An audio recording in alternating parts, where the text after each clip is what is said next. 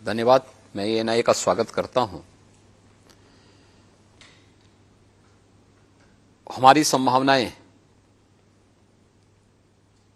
हमारे कार्यों के माध्यम से बहुत स्पष्ट हो जाता है। आजादी के बाद पहली बार उत्तर प्रदेश की जनता को डबल इंजन की सरकार के कार्य पद्धति और प्रधानमंत्री मोदी जी के नेतृत्व में जो कहा था सो करके दिखाया, इस संकल्प की पूर्ति होते हुए भी दिख रहा है। और मैं विश्वास के साथ कह सकता हूं कि प्रथम चरण के चुनाव के बाद सिनेरियो बहुत स्पष्ट होती जा रही है कि भारतीय जनता पार्टी उत्तर प्रदेश में प्रचंड बहुमत की सरकार बनाएगी। अब कोई संदेह इसमें नहीं होना चाहिए। अखिलेश जी कह रहे हैं कि आप लोग ठंडे पड़ गए हैं इस फेज के बाद। जनता ने पहले चरण में उन्हीं लोगों को ठंडा कर दिया है। हम लोग तो जो पहले थे वही आज भी हैं। जनता के बीच में जा रहे हैं अपने मुद्दों को लेकर के। अपनी बात को जब काम और सोच ईमानदार है तो काम भी दमदार तरीके से हुए हैं और उसी दमदार तरीके से बोल भी रहे हैं। तो विपक्ष कहता है कि आपके पास मुद्दे नहीं है, रोजगार पे आप बात नहीं करते, डेवलपमेंट पे आप बात नहीं करते। देखिए, भारतीय जनता पार्टी ने चुनाव के लिए अपना लोक कल्याण संकल्प पत्र जारी कर दिया है। लोक कल्याण संकल्प पत्र राष्ट्रवाद को लेकर, प्रदेश के समग्र विकास को लेकर, गरीब कल्याण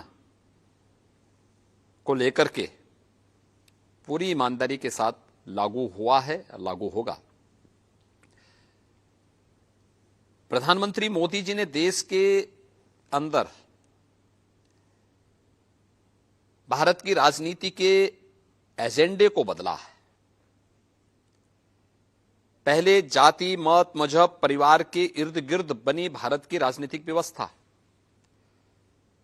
आज विकास पर, सुशासन पर, गांवों के लिए, गरीब के लिए, किसान के लिए, नौजवान के लिए, महिलाओं के लिए, इन सभी मुद्दों पर चर्चा का विषय बना हुआ है। और प्रधानमंत्री मोदी जी के जी विजन के अनुरूप उत्तर प्रदेश में कार्य भी हुआ है। और अगले टेन्योर के लिए जो संकल्प पत्र हमने जारी किया है, संकल्प का विकल्प नहीं होता। ये भारतीय जनता पार्टी की जनता के प्रति प्रतिबद्धता को दर्शाता है। और भारतीय जनता पार्टी ने अपने संकल्प पत्र को विकास से जुड़ा हुआ, आस्था के सम्मान से जुड़ा हुआ, गरीब कल्याण से जोड़ करके वह भी जारी किया है। हमने किया है और हम कर रहे हैं। सर, तो फिर ये मुद्दे कहां से आते हैं कि अली के साथ हैं, बजरंग बली के साथ हैं, 80 के वर्सेस 20? ये क्रिया की प्रतिक्रिया है। अगर कोई व्यक्ति, भाई मैंने तो 80-20 की बात की थी। मैंने कहा 80% बीजेपी के साथ होगा, 20% हमेशा विरोध करता है, विरोध करेगा। हमने जाति, मत, मजहब की बात नहीं की थी। हमने तो 80 बनाम 20 की बात की थी। 80 वे लोग जो सरकार के सुरक्षा के एजेंडे से खुश हैं। 80 वे लोग जो सरकार के लोक कल्याणकारी और गरीब कल्याणकारी कार्यों से खुश हैं, जिन्हें विकास पसंद है,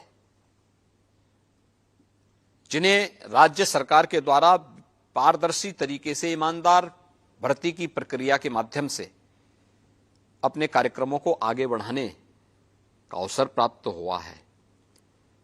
उन लोगों को, जिन लोगों के जीवन में व्यापक परिवर्तन लाने का काम हुआ है और जो लोग प्रदेश सरकार के हर अच्छे कार्य को हमेशा समर्थन करते हैं, 80% वे लोग होंगे। 20% वे लोग जिनको हमेशा विरोध करना है, वे पहले भी विरोध करते थे, आज भी विरोध करेंगे। नकारात्मक सोच है, वे पेशेवर माफिया और अपराधियों के समर्थक हैं, वही रहेंगे। तो ये चुनाव तो 80 बनाम 20 का है, लेकिन मैं कह सकता हूं कि पहले चरण के मतदान के बाद स्पष्ट हो चुका है कि वास्तव में चुनाव 80 बनाम 20 का ही है। 80% से अधिक समर्थन भारतीय जनता पार्टी को प्राप्त हुआ है और 20% जिसको विरोध करना था, जो वैक्सीन का विरोध करता है, अपराधियों के खिलाफ कार्रवाई का विरोध करता है, महिला सुरक्षा का विरोध करता है, गरीबों को दी जाने वाली अन्य योजना का विरोध करता है, हर एक जनपद एक उत्पाद की योजना का विरोध करता है, एक जनपद एक मेडिकल कॉलेज का विरोध करता है, एक्सप्रेस हाईवेज का विरोध करता है। वो हमेशा विरोध करते थे, विरोध करेंगे।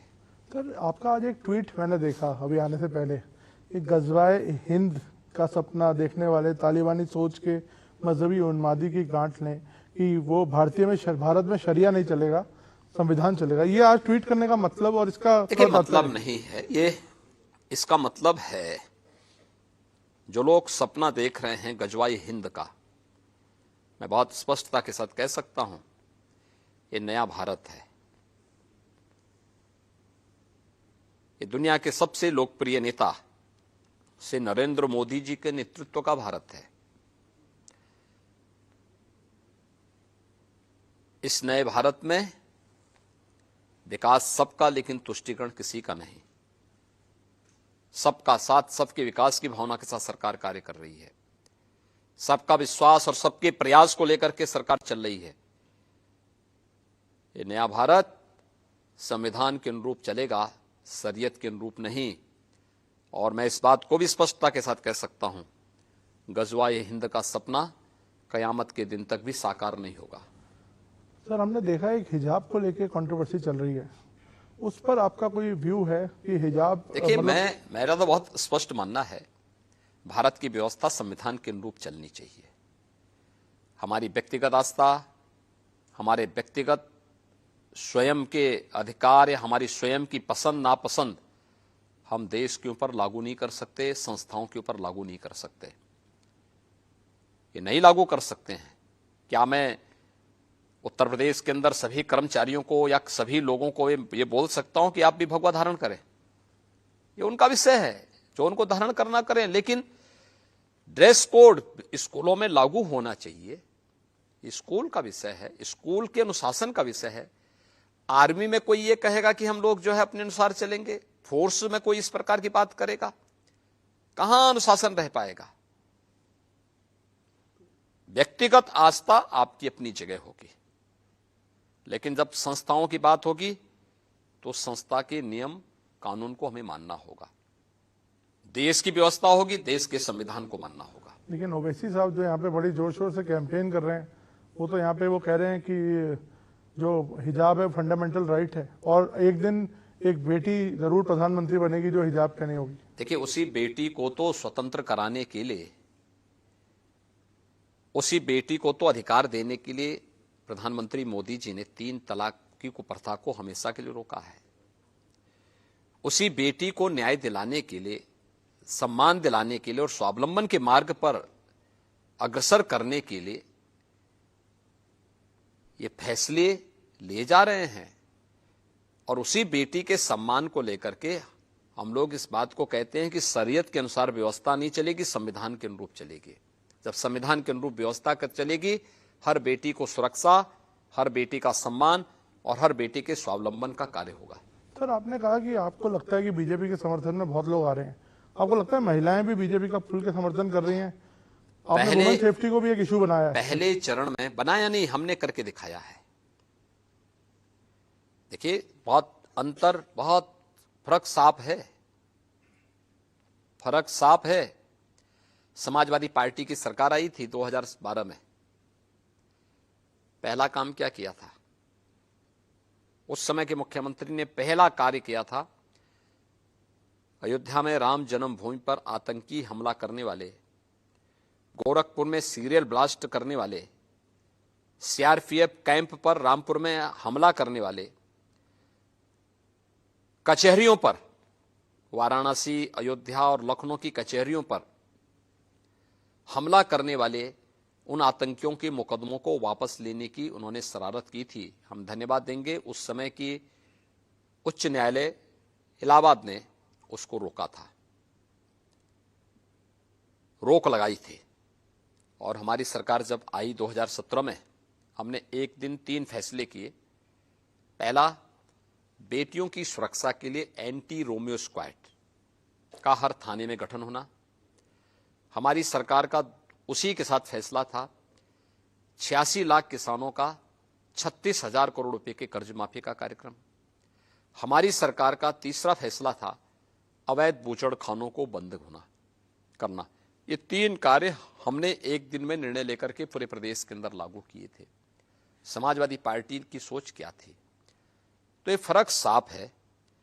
हम बेटियों की सुरक्षा को लेकर के एंटी रोमियो स्क्वाड से लेकर के आज मिशन शक्ति के 3rd फेज तक, यूपी पुलिस में 1947 से 2017 तक जितने महिला पुलिस कार्मिक थे, इन 5 वर्षों में उससे 3 गुना ज्यादा आज के दिन पे कार्यरत हैं। आज हम लोग प्रदेश के सभी 58,000 ग्राम पंचायतों में महिला बीट पुलिस अधिकारी की तैनाती कर चुके हैं। वे वहां पे सुरक्षा पे चर्चा करती है, गांव की महिलाओं को केंद्र और राज्य सरकार से जुड़ी हुई महिला कल्याणकारी योजनाओं के साथ जोड़ने का काम भी करती है। तो स्वाभाविक रूप से महिला सुरक्षा, महिलाओं का सम्मान और उनका स्वावलंबन अत्यंत महत्वपूर्ण है। सभी 58,000 ग्राम पंचायतों में बैंकिंग सुविधा हमारी सरकार ने दिया है, बैंकिंग कॉरेस्पोंडेंट सखी के माध्यम से। 1 करोड़ महिला स्वयंसेवी समूह से जुड़ी हुई बहनों को प्रदेश के अंदर महिला स्वयंसेवी समूह के माध्यम से जोड़ करके, कन्वर्जेंस के माध्यम से उनको कार्य पे लगा करके, रिवॉल्विंग फंड उन्हें उपलब्ध करवा करके उन्हें आर्थिक स्वावलंबन की ओर अग्रसर किया गया है। महिला सुरक्षा महत्वपूर्ण है और स्वाभाविक रूप से प्रथम फेज में जाति, मत, मजहब की सीमाओं को तोड़ करके माताओं, बहनों ने, बेटियों ने भारतीय जनता पार्टी के सुरक्षा के इस एजेंडे को मुक्त कंठ से स्वीकारा है, उसकी प्रशंसा की है और भारतीय जनता पार्टी के पक्ष में अपना समर्थन और आशीर्वाद दिया है। सर, आपने सुरक्षा की बात करी तो मैं सुरक्षा पे बात करता हूँ। विपक्ष कहता है कि आपने ठोको राज बना दिया है। एक तरफ आप कहते हैं आपने गुंडा राज खत्म किया है, तो वो कहते हैं यहाँ पे कानून का कोई राज नहीं है, जिसका मन करता है उसको पकड़ के अंदर डाल देते हैं। देखिए, कानून का भय हर उस व्यक्ति के मन में होना चाहिए जो सुरक्षा के लिए खतरा है। यही फर्क है। 2017 के पहले हर 3-4 दिन के अंदर एक बड़ा दंगा यूपी में होता था। महीनों तक प्रदेश में कर्फ्यू रहता था, अराजकता चरम पर थी, गुंडागिर्दी होती थी। आज तो प्रदेश में 5 साल में कोई दंगा नहीं हुआ, कर्फ्यू नहीं लगा। आज प्रदेश के अंदर कर्फ्यू नहीं लगता है, व्यापारी और महिलाओं पर बमबाजी नहीं होती। आज तो प्रदेश में कावड़ यात्रा शानदार तरीके से निकलती है और हर हर बम बम का नारा लगा करके कावड़ यात्री जब निकलते हैं तो उसका दूसरा ही नजारा होता है। ये आस्था का भी सम्मान है और लोगों को प्रदेश के अंदर सुरक्षा का एहसास भी कराता है। सर, अखिलेश यादव कहते हैं कि छोटे से गुनाह के लिए आजम खान को तो अंदर किया हुआ है, लेकिन जो टेनी है उनके बेटे, उनको जमानत मिल गई, जिन पर आरोप है कि उन्होंने फार्मर्स को मारा। देखिए, आजम खान बाहर आए ये तो अखिलेश जी भी नहीं चाहते। ऐसा क्यों? क्योंकि अखिलेश जी की कुर्सी खतरे में पड़ जाएगी। वे स्वयं ही नहीं चाहते, उनसे पूछो ना ईमानदारी से क्या है। दूसरा, अखिलेश जी से पूछा जाना चाहिए कि ये जो मामले हैं, आजम खान के मामले हों या अन्य लोगों के मामले हैं, ये सब न्यायालय से जुड़े हुए मामले हैं। इनका राज्य सरकार से आज के दिन पे कोई लेना देना नहीं। जमानत देने का काम माननीय न्यायालय का होता है, राज्य सरकार का नहीं होता है। राज्य सरकार से पूछा जाता है, राज्य सरकार उसका सही जवाब उनको दे देता है, जो सही तथ्य होते हैं उनके सामने अवगत कराता है। इसलिए उसको राज्य सरकार के साथ जोड़ना गलत है। तथ्यों को तोड़ मरोड़ करके प्रस्तुत करने वाली स्थिति है। सर आप उनका ये भी कहना है विपक्ष का कि आपने सिर्फ आके फीता काटे हैं उन्हीं के प्रोजेक्ट्स पर। ये तो हर और वो व्यक्ति एक्सप्रेस जानता है कि जनता ने उनको इस लायक छोड़ा ही नहीं कि वे फीता काट सके।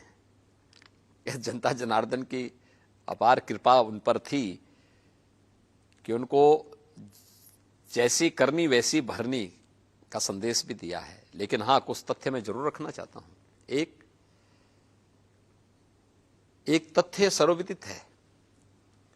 1947 से लेकर के 2017 तक 70 वर्षों में उत्तर प्रदेश में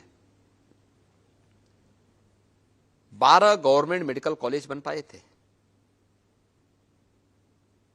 70 वर्षों में 12 और 5 वर्ष में हम इस समय 33 नए मेडिकल कॉलेज बना रहे हैं यूपी में, जिसमें 17 क्रियाशील हो चुके हैं, से 16 पर वर्तमान में कार्य चल रहा है। उत्तर प्रदेश एक जनपद एक मेडिकल कॉलेज के लक्ष्य को प्राप्त करने की ओर तेजी के साथ आगे बढ़ रहा है। 70 वर्षों में उत्तर प्रदेश के अंदर 1.5 एक्सप्रेसवे बना था। 5 वर्ष में हम 7 नए एक्सप्रेसवे पे काम कर रहे हैं। अखिलेश जी के कार्यकाल में गरीबों को मिलने वाली आवास योजना में एक भी गरीब को नहीं मिला, लेकिन 18,000 लोगों को उन्होंने सैंक्शन जरूर किए थे।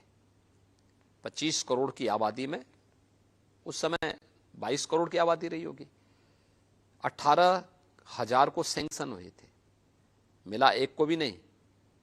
आज भारतीय जनता पार्टी की डबल इंजन की सरकार प्रधानमंत्री मोदी जी के विजन को आगे बढ़ाते हुए 43,50,000 से अधिक गरीबों को एक एक आवास दिया जा चुका है।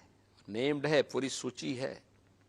उन गरीबों के घर में, उन गरीबों को सिर ढकने के लिए एक एक छत मिला है। प्रधानमंत्री जी जिसके लिए कहते हैं कि यह गरीब जिसके पास अपना मकान नहीं था, कुछ भी नहीं था, या झोपड़ी थी, या टूटी फूटी खपड़ेल की छत थी, आज उनके पास पक्का मकान बन गया है। 43,50,000 से अधिक गरीब आज लखपति हुए हैं। प्रधानमंत्री स्वामित्व योजना के माध्यम से प्रदेश के अंदर लगभग 25 लाख उन ग्रामीण क्षेत्रों में लोगों को जिनके पास ग्राम सभा की जमीन पर जिन्होंने मकान बनाए थे, उन्हें उनका हक, मालिकाना हक प्राप्त हुआ है। 2,61,00,000 गरीबों को निजी शौचालय मिले। ये शौचालय स्वच्छता का प्रतीक तो था ही, नारी सुरक्षा और गरिमा के प्रतीक भी थे। 1,43,00,000 गरीबों को फ्री में विद्युत के कनेक्शन मिले। इसके लिए 1,21,000 से अधिक गांव और मजरों में विद्युतीकरण कराना पड़ा था। प्रधानमंत्री सौभाग्य योजना के कारण संभव हो पाया। 1,56,00,000 गरीबों को फ्री में प्रधानमंत्री उज्ज्वला योजना में रसोई गैस के कनेक्शन मिले। धुएं से उन्हें निजात मिली, ये प्रधानमंत्री मोदी जी के कारण। 9 करोड़ लोगों को हर वर्ष 5 लाख रुपए की सालाना स्वास्थ्य बीमा का कवर मिल रहा है।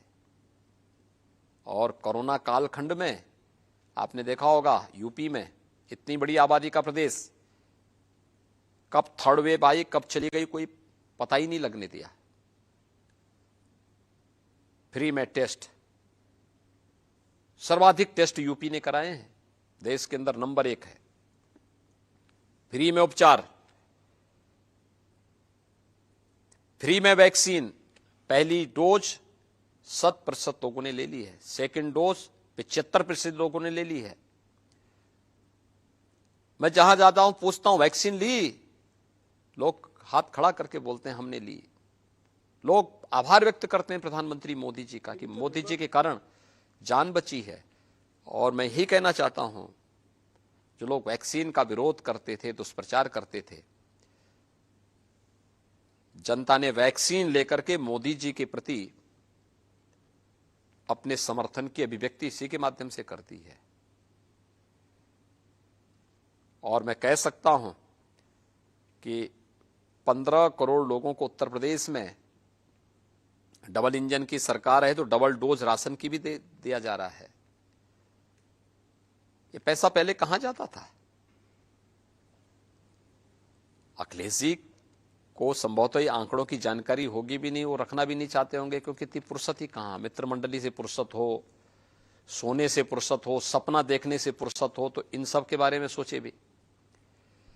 इसलिए उनको इन सब चीजों की जानकारी नहीं होगी। इनके जानकारी के लिए उनके लिए फिर एक अलग से कोई एक ऐसा व्यक्ति रखना पड़ेगा जिनको पहले आंकड़े रटवाने पड़ेंगे, फिर वह उनको रटवाए तो उनको जानकारी होगी।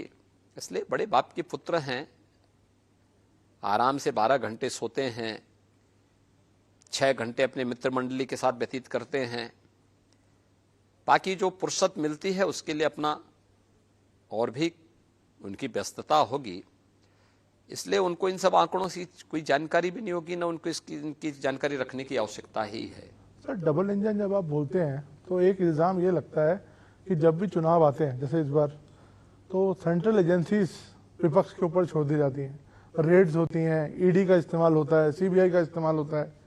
तो इस पर आपका क्या कहना है? और अभी हमने देखा कई रेड्स हुई भी, और ऐसा माना जा रहा है वो सब लोग समर्थक थे एक पार्टी के पर्टिकुलर। हमें एक बात बताइए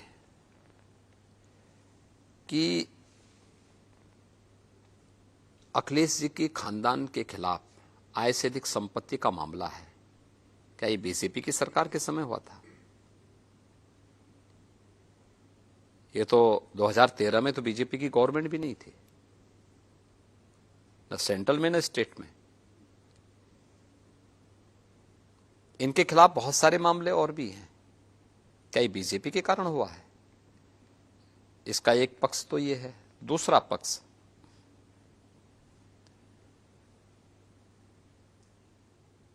हमने 5 वर्ष के दौरान 33 मेडिकल कॉलेज बना रहे हैं, एक जनपद एक मेडिकल कॉलेज की तरफ हम बढ़ रहे हैं।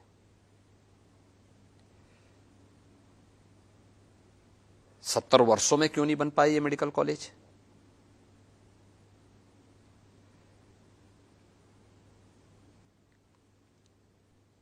हम 7 एक्सप्रेसवे बना रहे हैं, हमने सभी 54 इंटरस्टेट कनेक्टिविटी को 4 लेन के साथ जोड़ दिया है।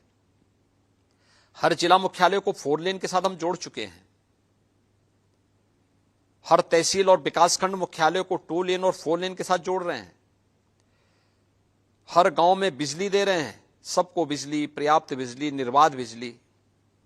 प्रदेश के सभी 1 लाख राजस्व गांवों में, सभी 734 नगर निकायों में अनवरत बिजली है।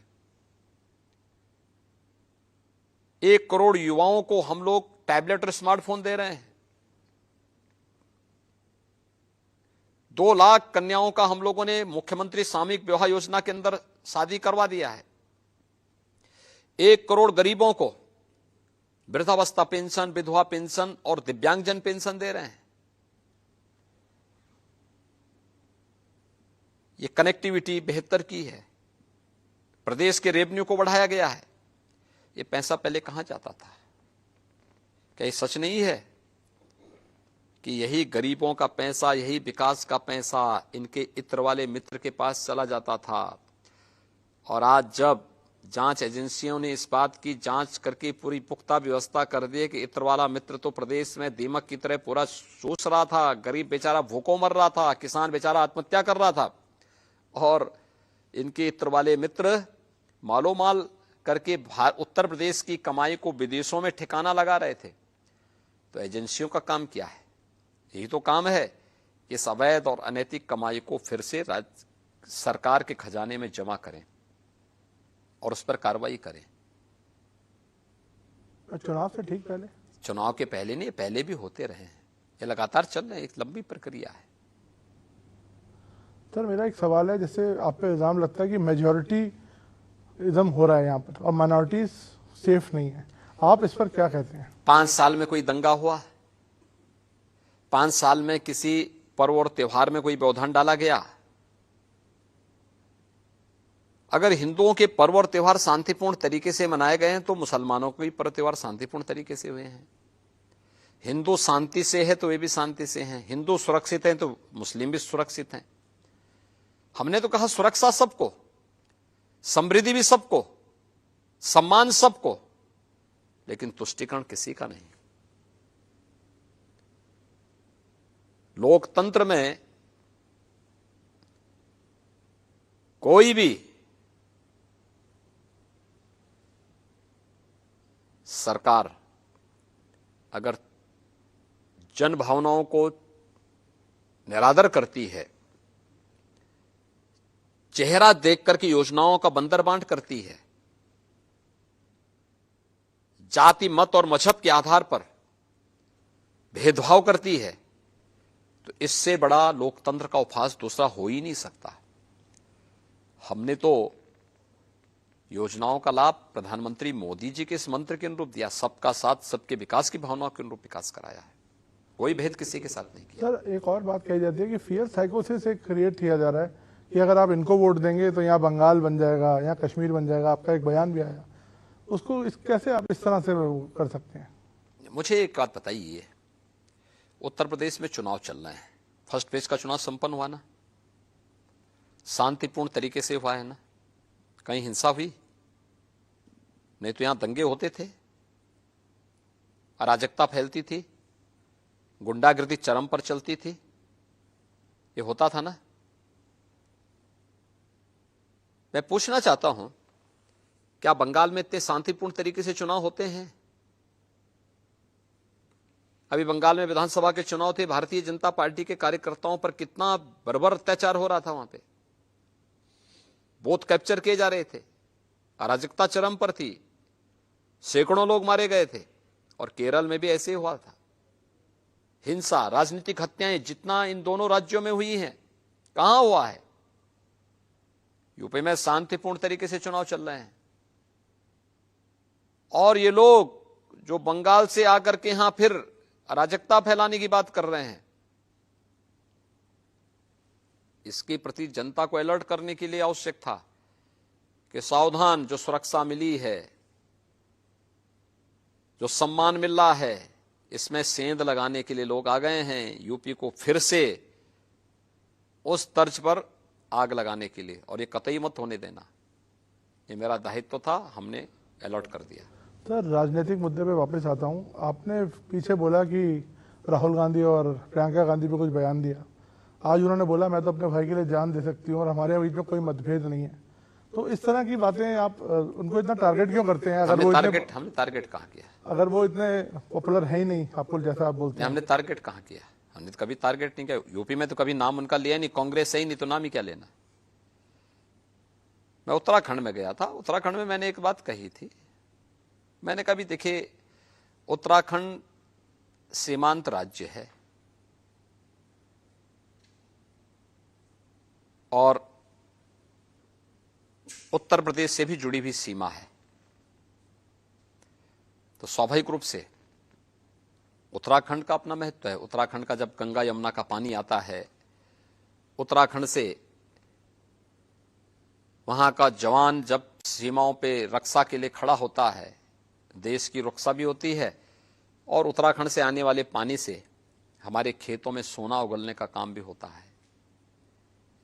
तो उत्तर प्रदेश और उत्तराखंड तो आपस में जुड़े हुए हैं, कहां हम एक दूसरे से मतभेद है, लेकिन सुरक्षा महत्वपूर्ण है। और कांग्रेस को डुबोने के लिए किसी और की आवश्यकता नहीं, भाई बहन पर्याप्त है डुबोने के लिए। वहां आप लोग काहे बेकार कांग्रेस को सपोर्ट करके कांग्रेस को अनावश्यक उत्तराखंड के लिए एक बोझा बनाना चाहते हैं? मैंने ये अपील की थी वहां की जनता से। सर, एक और अनयूजुअल चीज दिख रही है, पिछले चुनाव में बीएसपी आप पे हमला करती थी, आप लोग बीएसपी पे हमला करते थे, और अभी हमने देखा नहीं कि बीएसपी, ऐसा नहीं हमने बोला है। लेकिन अभी बहन जी कुछ नहीं बोल रही हैं भाजपा के खिलाफ, क्या कुछ? बहन जी भी रोज बोलते हैं, बहन जी तो मेरे मठ पे उंगली उठा चुकी है। बहन जी ने तो कहा, मैंने भी इसी बात को, मैं तो इसी बात को कहता हूं, बार बार कहता हूं कि आज जो गरीबों को डबल डोज राशन का मिल रहा है ना, या तो सपा के गुंडे खा जाते थे, और दूसरा बहन जी का हाथी का पेट तो इतना बड़ा है कि उसके लिए सब कम पड़ जाता है, इसलिए ये बात भी हमने कहा है। तो अब मैं आपसे आखिरी सवाल पूछ रहा हूँ। अब आपने जैसा हमने पूरा आंकलन दिया कि अच्छा कर रही है, महिलाएं सपोर्ट कर रही हैं, सुरक्षा है, कितने नंबर देते हैं आप अपने? मैंने कहा देखिए, कैमरे पे बोल रहे हैं आप। मैं कैमरे में बोल रहा हूं, 10 मार्च के बाद फिर आपको इंटरव्यू दूंगा और मैं फिर कह सकता हूं, भारतीय जनता पार्टी प्रधानमंत्री मोदी जी के नेतृत्व में, जनता जनार्दन के आशीर्वाद से डबल इंजन की सरकार फिर से आएगी। 80 बनाम 20 की तरफ चुनाव जा चुका है। सपा बसपा कांग्रेस हताशा और निराशा पहले ही चरण में उनके मन में छा चुका है। उनके लिए जनता जनार्दन के सामने अब कोई स्पेस, जनता जनार्दन के लिए कोई जगह नहीं है। आपने नंबर नहीं बताया अभी भी। भारतीय जनता पार्टी ने जो एक लक्ष्य दिया है कि फिर एक बार 300 पार, तो हम 300 पार के लक्ष्य को प्राप्त कर रहे हैं। शुक्रिया सर बात करने का। आपसे 10 मार्च के बाद दोबारा एक इंटरव्यू करेंगे। धन्यवाद जी, बहुत बहुत धन्यवाद, स्वागत आपका। तो मुख्यमंत्री योगी आदित्यनाथ को आपने सुना, सीएम योगी का बड़ा बयान आपने सुना। उन्होंने कहा कि कयामत के दिन तक जो है गजवाए हिंद नहीं बनेगा, शरीयत के हिसाब से नहीं, देश संविधान के हिसाब से चलेगा।